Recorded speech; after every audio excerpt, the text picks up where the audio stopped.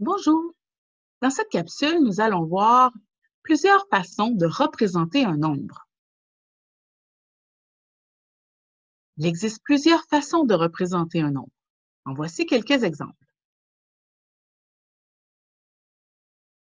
On peut utiliser le matériel multibase, qu'on appelle aussi les blocs de base 10,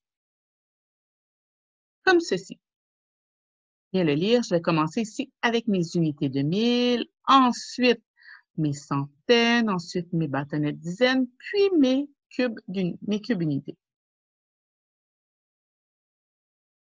Alors ici, nous avons le nombre 1000, deux plaques de centaines, donc 200, trois bâtonnets de dizaines, 30 et 4 unités, donc 1234.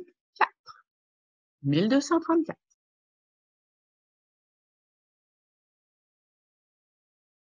Pour représenter un nombre, on peut aussi utiliser des jetons dans un tableau de numération ou une superplanche, comme ceci. Comme on peut le voir ici, dans mes dizaines de mille, j'ai 3 jetons, ce qui voudrait dire que j'ai 3 dizaines de mille. Ici, j'ai 2 unités de 1000. Je n'ai rien pour l'instant à la position des centaines. J'ai par contre 5 dizaines et 4 unités. Quand je lis mon nombre, cela fait 3 dizaines de mille, donc 32 054.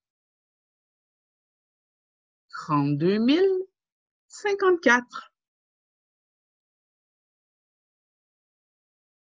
On peut aussi représenter un nombre sur un abaque. Voici un abaque. Si on est à la position des centaines de mille, chaque anneau que l'on met ici, dans cette tige-là, va représenter une centaine de mille.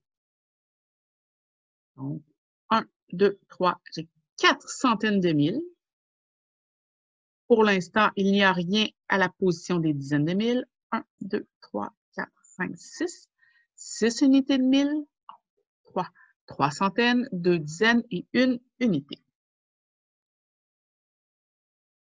Donc, sur cet abaque, le nombre qui est représenté est 406 321. On peut aussi représenter un nombre avec des chiffres sur un tableau de numération, comme ici.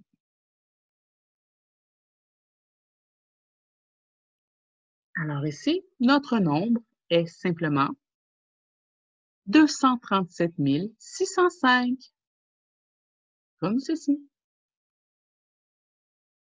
Et voilà, maintenant c'est à ton tour de représenter des nombres.